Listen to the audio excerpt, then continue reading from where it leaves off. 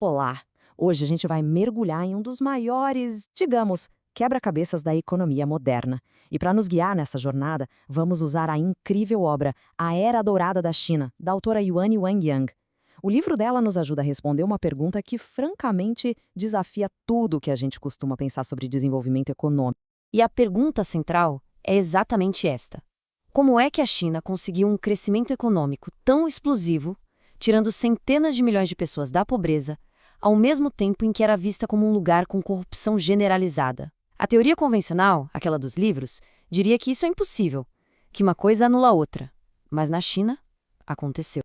Então, para a gente desvendar esse mistério, nosso roteiro vai ser o seguinte. Primeiro, a gente vai entender bem o tamanho desse paradoxo. Depois, vamos fazer o que a autora sugere, desmembrar a ideia de corrupção. E em seguida, vamos descobrir como um tipo bem específico de corrupção acabou virando um motor para o crescimento. E vamos olhar para figuras que eram, ao mesmo tempo, corruptas e muito competentes. E, por fim, claro, vamos analisar o preço altíssimo que se paga por esse modelo. Vamos começar então pela primeira parte da nossa análise, focando nessa aparente contradição. Um boom econômico gigantesco acontecendo junto com uma corrupção que parecia estar em todo lugar. E esse gráfico aqui mostra o paradoxo de um jeito que não deixa dúvidas. De um lado, essa barra enorme mostrando um crescimento médio do produto interno bruto, que por décadas foi o mais rápido do mundo. Do outro lado, essa outra barra, que mostra os índices de percepção de corrupção e que coloca a China numa posição bem complicada. Segundo a teoria econômica tradicional, essas duas barras não deveriam poder existir lado a lado. A corrupção deveria ser um freio para o desenvolvimento, mas não foi o que aconteceu. Então, como é que a gente resolve isso? Bom, a chave que a Yuan Wangyang nos oferece é genial. A gente precisa parar de tratar a corrupção como se fosse uma coisa só, um bloco único. A grande sacada é que nem toda corrupção é igual, e, portanto, nem toda corrupção vai ter o mesmo efeito na economia. O ponto fundamental é este. A palavra corrupção, na verdade, é um guarda-chuva para um monte de comportamentos diferentes. Alguns tipos são veneno puro para a economia, isso é fato. Mas outros, mesmo sendo perigosos, podem acabar agindo de formas bem inesperadas. Para entender o caso da China, a gente precisa de categorias mais refinadas. E aqui está a estrutura que a Andy propõe, que é fascinante. Ela divide a corrupção em 4 tipos e usa uma analogia com drogas para explicar o efeito de cada um. Vejam só. Pequenos furtos e grandes furtos são basicamente roubo, prejudiciais em qualquer dose. Depois vem o dinheiro de agilização, que são aqueles pequenos subornos para furar fila, sabe? Seria como uma droga estimulante, que acelera as coisas, mas não cria crescimento de verdade. E por fim, a peça-chave, o dinheiro de acesso. Estamos falando de grandes pagamentos feitos por empresas a políticos para conseguir acesso a coisas muito lucrativas, contratos, terras, empréstimos. E a Andy compara isso a esteroides. Eles realmente impulsionam o crescimento de forma artificial e muito rápida. Só que eles vêm com efeitos colaterais gravíssimos e sistêmicos. É exatamente nesse último tipo que está a chave para entender a China. Certo. Agora que a gente entendeu a teoria, vamos ver como esse dinheiro de acesso se encaixa na história recente da China e como ele explica o porquê da corrupção ter se tornado um motor e não um freio para o crescimento econômico. A linha do tempo aqui é fundamental. Nos anos 80, a corrupção na China era mais do tipo extorsão, pequenos furtos, e isso gerou uma revolta popular enorme que foi um dos estopins para os protestos da Praça da Paz Celestial em 1989. A grande virada veio depois, com as reformas que se aprofundaram a partir de 1993. O papel do governo mudou radicalmente. Os funcionários públicos deixaram de ser apenas planejadores da economia para se tornarem promotores ativos de negócios. E essa mudança de papel mudou tudo. A corrupção evoluiu junto. Ela deixou de ser um simples roubo do dinheiro público e passou a funcionar numa lógica de acordos, de parcerias entre o público e o privado. O tal dinheiro de acesso, aqueles subornos em troca de oportunidades de negócio, virou o tipo dominante de corrupção. Em vez de só roubar o dinheiro, os oficiais passaram a participar dos lucros que o crescimento econômico gerava. A analogia que o livro usa do economista Munker Olson é perfeita para entender isso.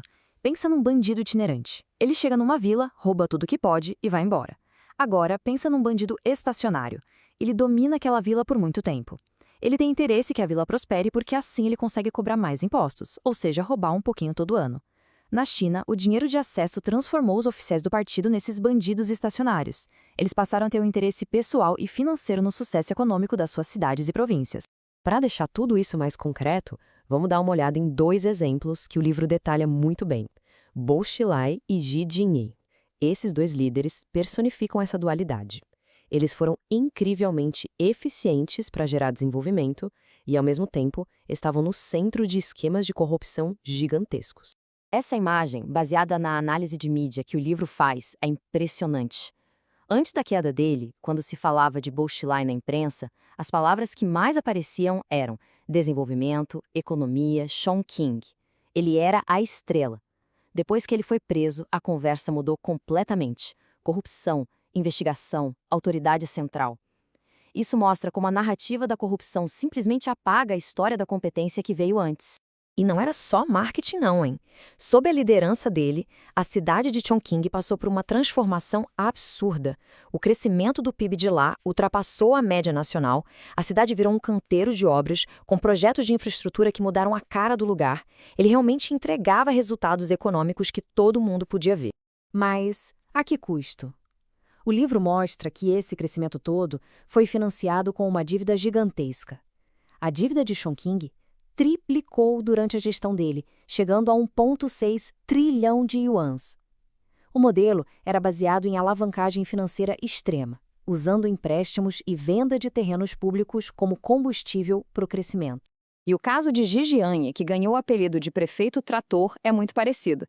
Ele revolucionou as cidades de Yangshu e Nanjing, modernizando tudo numa velocidade impressionante. Mas o método era o mesmo. Projetos enormes distribuídos para empreiteiras amigas que, em troca, garantiram o enriquecimento ilícito dele por meio do dinheiro de acesso. E isso nos leva, então, à parte final da nossa análise, as consequências de longo prazo. Porque um crescimento que é alimentado por esteroides não sai de graça. Esse capitalismo de compadrio, baseado no dinheiro de acesso, cria distorções e riscos muito profundos para o futuro. O livro da Anne lista claramente esses efeitos colaterais. O foco em construção e venda de terrenos acaba criando bolhas imobiliárias. A dívida dos governos locais se torna insustentável. A desigualdade social explode, porque os lucros ficam concentrados nas mãos de empresários e políticos com as conexões certas. E talvez o mais perigoso de tudo: isso cria uma elite superpoderosa que não tem nenhum interesse em reformas futuras que possam ameaçar os privilégios dela. A liderança chinesa, claro, sabe desses riscos. A famosa campanha anticorrupção do presidente Xi Jinping, que começou lá em 2012, é uma tentativa de domar esse sistema. A campanha mira tanto nos tigres, que são os figurões como o Bo Xilai, quanto nas moscas, os funcionários menores, numa tentativa de limpar o sistema e restaurar a disciplina. E como a própria autora resume perfeitamente nessa citação, o perigo central desse modelo é que, ao mesmo tempo que ele gera crescimento, ele aprofunda a desigualdade e cria barreiras, tanto políticas quanto econômicas, para uma transição para um modelo mais sustentável e mais justo. O que nos deixa com a pergunta final, a grande questão. A China construiu sua modernização econômica em cima de um sistema que funcionou sim, mas que é, por natureza, instável e arriscado. A dúvida que fica e que o livro nos convida a pensar é se um sistema impulsionado por esteroides consegue em algum momento fazer a transição para um modelo de crescimento mais saudável e sustentável, ou se os efeitos colaterais um dia vão se tornar fatais.